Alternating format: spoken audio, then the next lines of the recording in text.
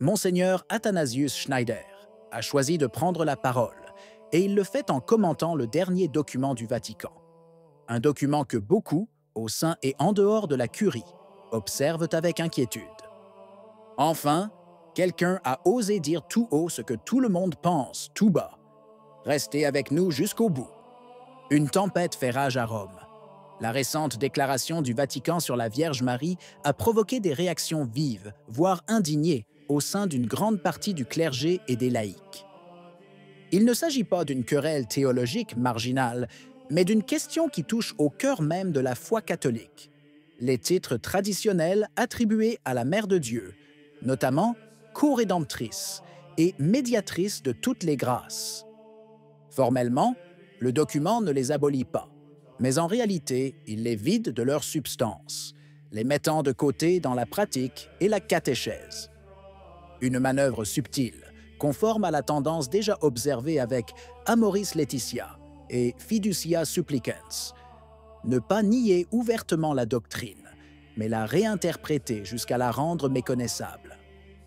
C'est ce point qui a suscité la réaction de nombreux évêques, cardinaux et théologiens fidèles à la tradition. Le sentiment général est que, une fois de plus, le centre du pouvoir ecclésiastique réécrit, d'une main à la fois discrète et déterminée, des siècles de foi et de dévotion populaire. L'affaire a éclaté précisément parce qu'il ne s'agissait pas d'un simple changement de langage, mais d'une véritable rupture dans l'orientation théologique. L'intention était de s'attaquer au cœur marial de l'Église, à cette dimension maternelle et miséricordieuse qui a représenté un refuge pour les fidèles au fil des siècles. Ces dernières semaines, le mécontentement a commencé à se manifester. Il ne s'agit plus seulement de murmures privés dans les couloirs de la curie, mais de véritables interventions publiques, de lettres ouvertes et d'analyses accusant le Vatican d'avoir trahi le sensus fidei, le sens de la foi du peuple chrétien. Parmi les premiers à réagir figurait un nom désormais familier aux défenseurs de la tradition, l'évêque Athanase Schneider.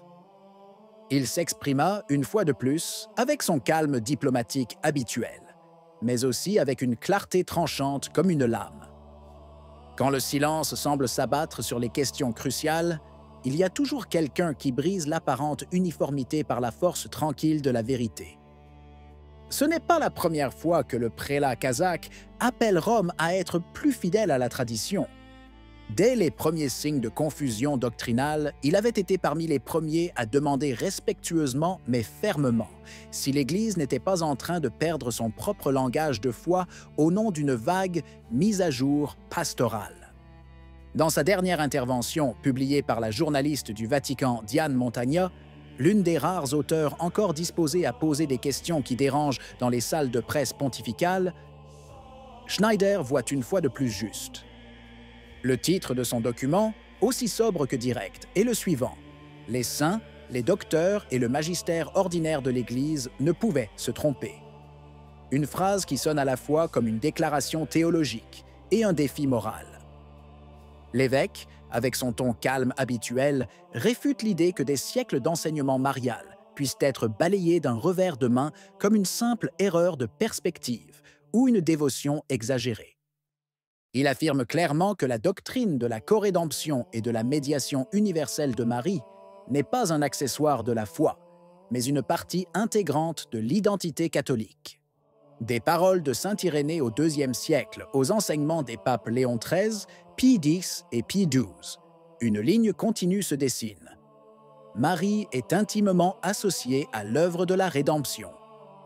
Non pas comme cause principale, un rôle qui appartient au Christ seul, mais comme seul coopérateur, dont la liberté et l'obéissance ont rendu possible l'incarnation elle-même. Marie, par son obéissance, est devenue la cause du salut pour elle-même et pour toute l'humanité, écrivait Irénée, ouvrant une voie théologique qui serait confirmée par les saints et les pontifes au fil des siècles. Schneider souligne que l'idée de la coopération subordonnée de Marie ne relève pas d'un sentimentalisme médiéval, mais d'une réflexion profondément christologique. La mère ne vole rien à son fils, mais lui appartient si pleinement qu'elle participe, par grâce, à sa mission rédemptrice.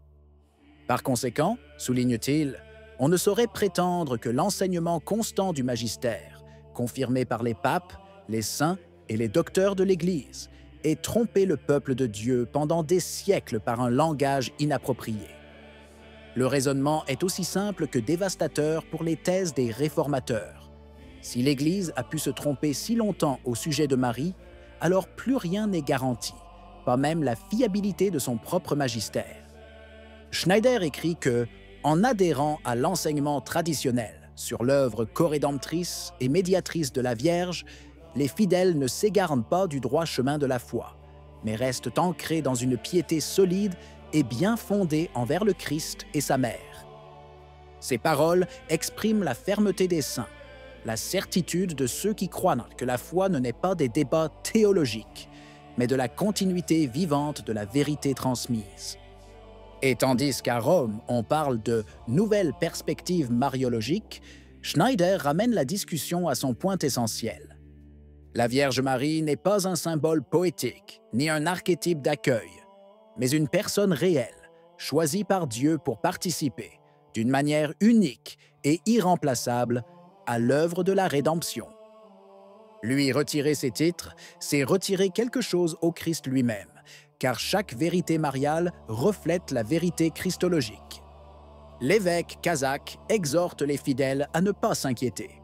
La vérité, dit-il, ne change ni au gré des documents, ni au gré des modes. Elle demeure intacte dans la foi des simples, dans les prières récitées depuis des générations et dans les cœurs qui continuent d'appeler Marie par les noms que l'Église a toujours utilisés. Mère, Reine, co-rédemptrice. Et tandis que le débat s'intensifie, deux figures restent au centre de la scène. Le cardinal Victor Manuel Fernandez, préfet du dicaster pour la doctrine de la foi, et le pape lui-même. En fin de compte, il leur appartiendra de décider si cette nouvelle ligne théologique restera une expérience passagère ou deviendra une doctrine officielle. Mais la question qui se pose parmi les fidèles est une autre, plus simple et plus directe. Auront-ils le courage de prendre du recul? Sauront-ils écouter la voix qui s'élève du peuple de Dieu, cette même voix qui, depuis des siècles, invoque Marie comme corédemptrice et médiatrice de la grâce? Pour l'instant, le calme règne à Rome. Pourtant, ce silence n'apaise pas. Il amplifie au contraire le malaise. Car le sensus fidei ne s'efface pas par un document. Elle continue de vivre dans nos cœurs, dans les chapelets récités en famille, dans les chapelles où les fidèles, loin des projecteurs, continuent d'appeler la Vierge par des noms qu'aucun décret ne pourra jamais effacer.